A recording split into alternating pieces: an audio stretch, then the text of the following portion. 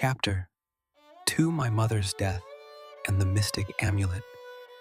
My mother's greatest desire was the marriage of my elder brother. Ah, when I behold the face of Ananta's wife, I shall find heaven on this earth. I frequently heard mother express in these words her strong Indian sentiment for family continuity. I was about 11 years old at the time of Ananta's betrothal. Mother was in Calcutta, joyously supervising the wedding preparations.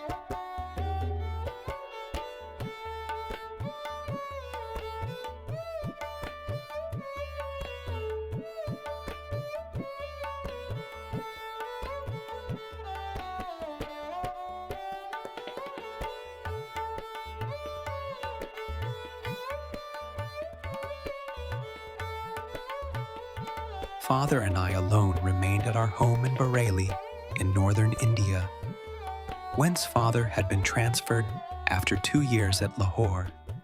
I had previously witnessed the splendor of nuptial rites for my 2 elder sisters, Roma and Uma.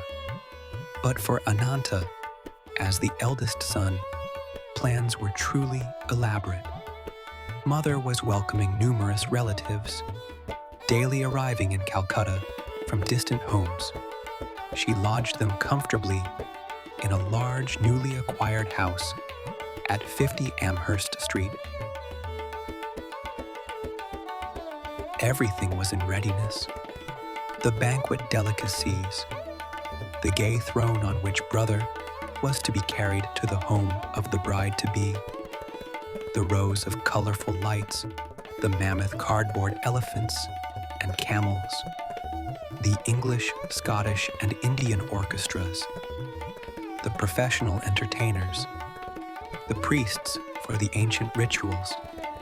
Father and I, in gala spirits, were planning to join the family in time for the ceremony. Shortly before the great day, however, I had an ominous vision. It was in Bareilly on a midnight. As I slept beside father on the piazza of our bungalow, I was awakened by a peculiar flutter of the mosquito netting over the bed. The flimsy curtains parted, and I saw the beloved form of my mother. "Awaken your father?" Her voice was only a whisper. "Take the first available train at 4 o'clock this morning. Rush to Calcutta if you would see me." The wraith-like figure vanished. "Father, father, mother is dying." The terror in my tone aroused him instantly. I sobbed out the fatal tidings. "Never mind that hallucination of yours."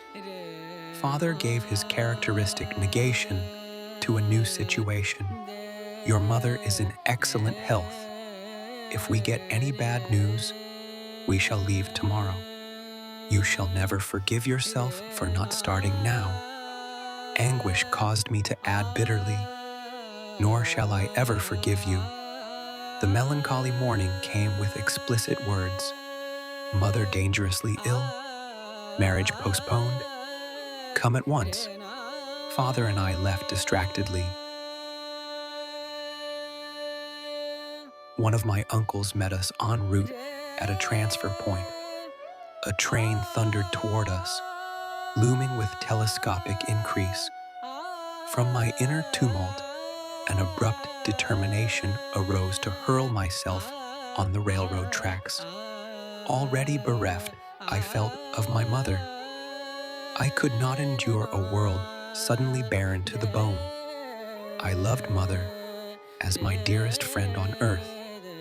Her solacing black eyes had been my surest refuge in the trifling tragedies of childhood. Does she yet live? I stopped for one last question to my uncle. Of course she is alive. He was not slow to interpret the desperation in my face, but I scarcely believed him. When we reached our Calcutta home, it was only to confront the stunning mystery of death. I collapsed into an almost lifeless state.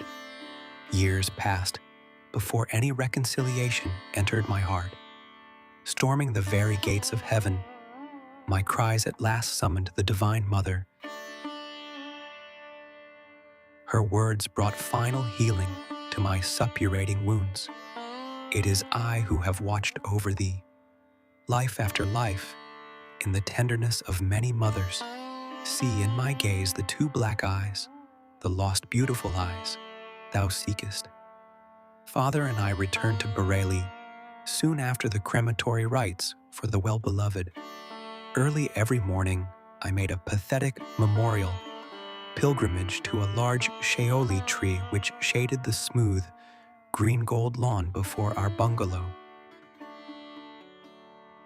In poetical moments, I thought that the white shaoli flowers were strewing themselves with a willing devotion over the grassy altar. Mingling tears with the dew, I often observed a strange, otherworldly light emerging from the dawn. Intense pangs of longing for God assailed me. I felt powerfully drawn to the Himalayas. One of my cousins, fresh from a period of travel in the holy hills, visited us in Bareilly. I listened eagerly to his tales about the high mountain abode of yogis and swamis.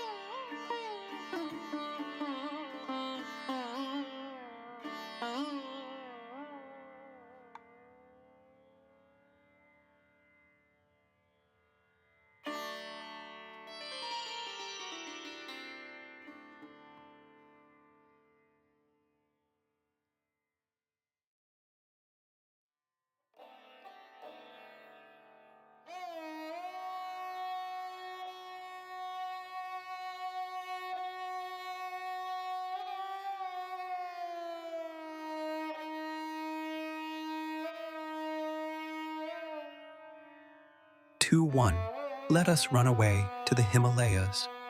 My suggestion one day to Dwarka Prasad, the young son of our landlord in Bareilly, fell on unsympathetic ears. He revealed my plan to my elder brother, who had just arrived to see father. Instead of laughing lightly over this impractical scheme of a small boy, Ananta made it a definite point to ridicule me. Where is your orange robe? You can't be a Swami without that. But I was inexplicably thrilled by his words. They brought a clear picture of myself, roaming about India as a monk. Perhaps they awakened memories of a past life. In any case, I began to see with what natural ease I would wear the garb of that anciently founded monastic order. Chatting one morning with Dwarka, I felt a love for God descending with avalanchic force. My companion was only partly attentive to the ensuing eloquence, but I was wholeheartedly listening to myself. I fled that afternoon toward Naini Tal in the Himalayan foothills.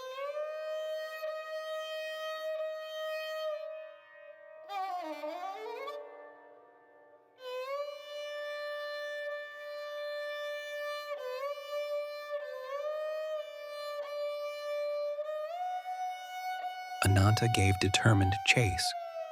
I was forced to return sadly to Bareilly. The only pilgrimage permitted me was the customary one at dawn to the shaoli tree.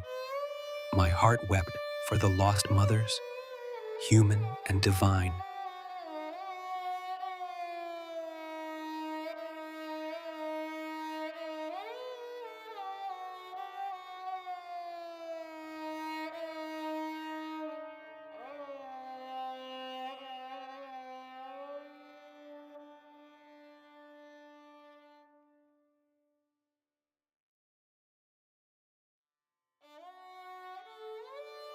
The rent left in the family fabric by mother's death was irreparable.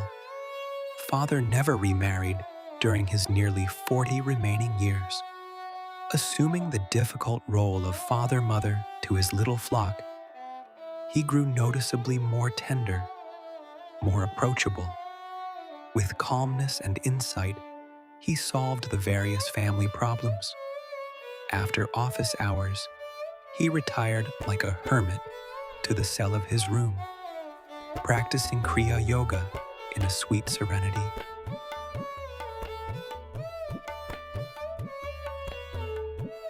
Long after mother's death, I attempted to engage an English nurse to attend to details that would make my parents' life more comfortable. But father shook his head. Service to me ended with your mother. His eyes were remote, with a lifelong devotion. I will not accept ministrations from any other woman. 14 months after mother's passing, I learned that she had left me a momentous message. Ananta was present at her deathbed and had recorded her words. Although she had asked that the disclosure be made to me in 1 year, my brother delayed. He was soon to leave Bareilly for Calcutta to marry the girl mother had chosen for him. Tutu.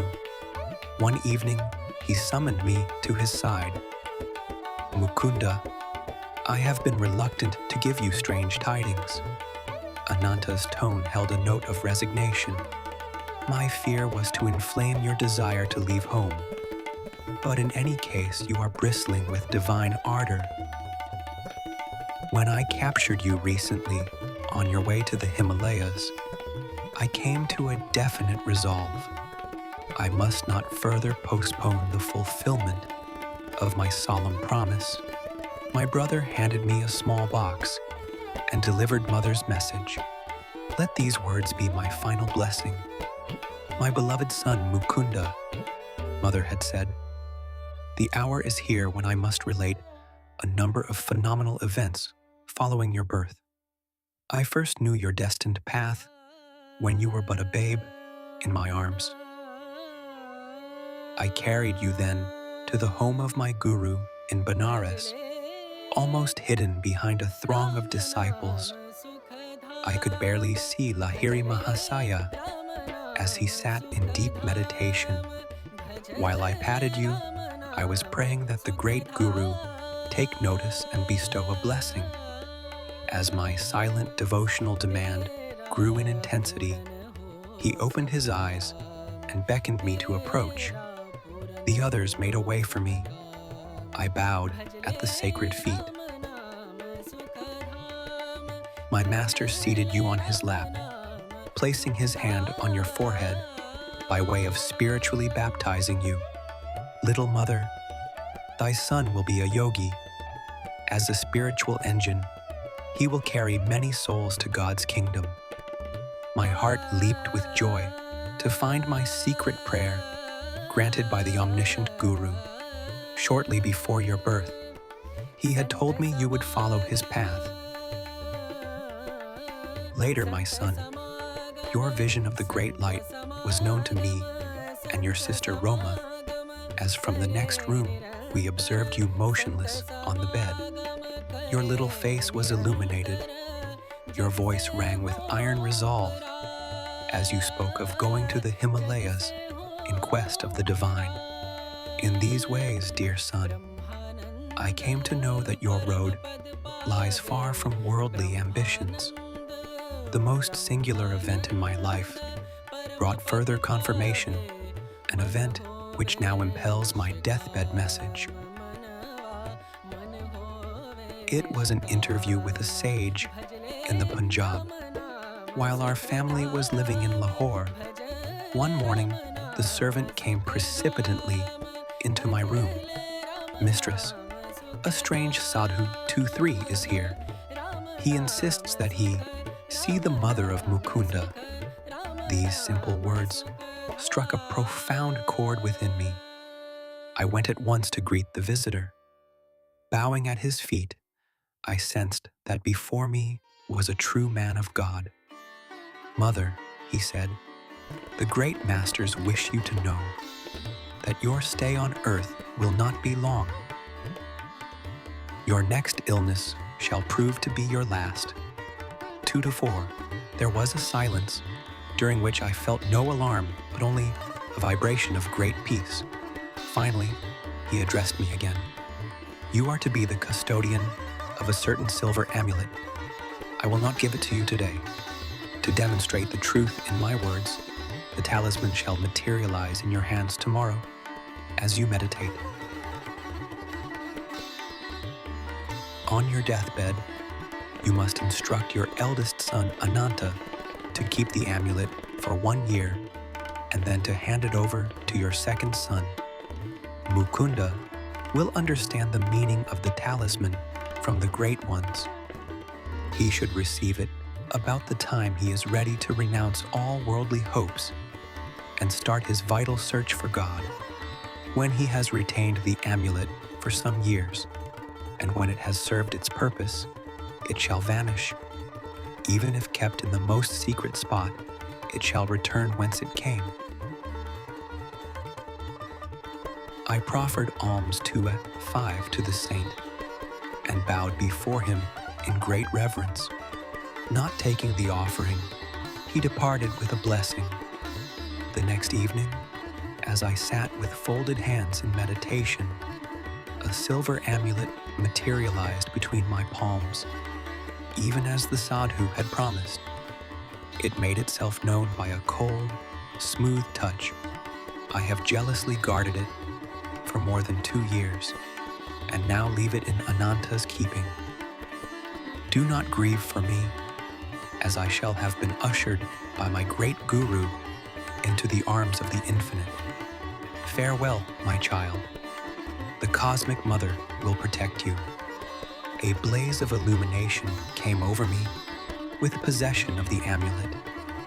Many dormant memories awakened.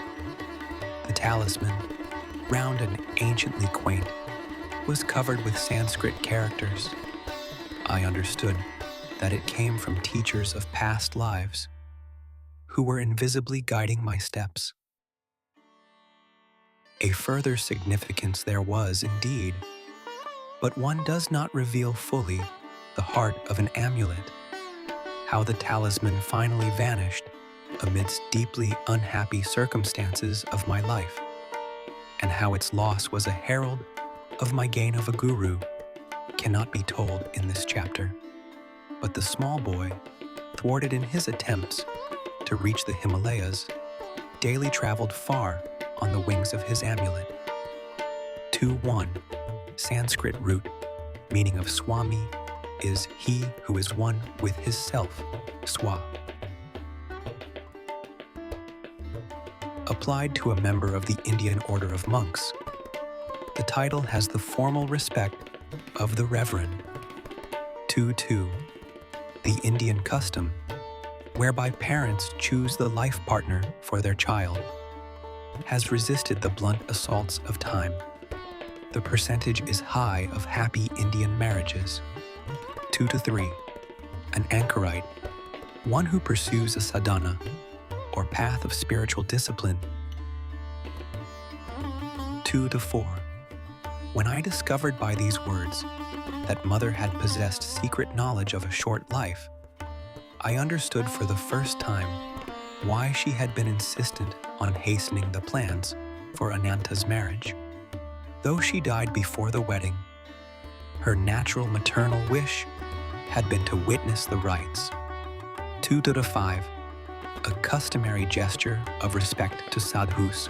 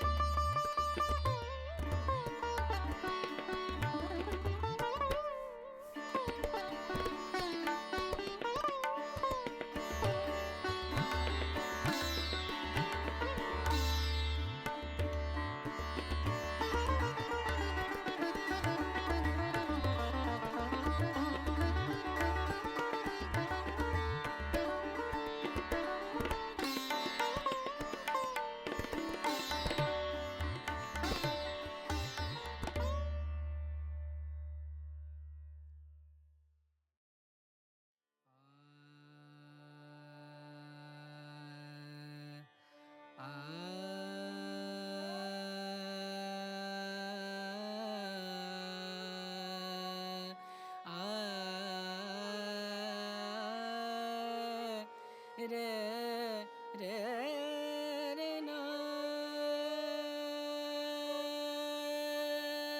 re re re nu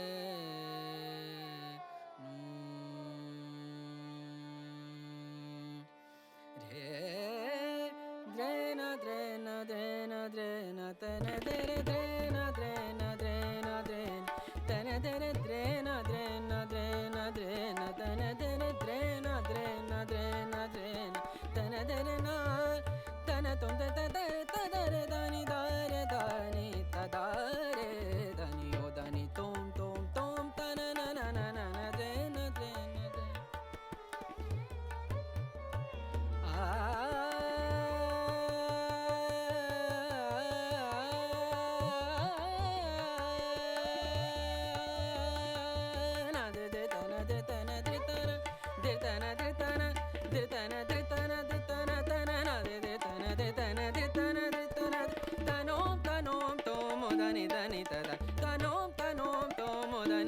tadani nadir de nadir de tom der der tom der der tana de tam tom der der tam tom der der der der der tak tik tak da da din kir than ta da tin na kan kir nak tran ta tha ta tha de na de na de na de na ta na de na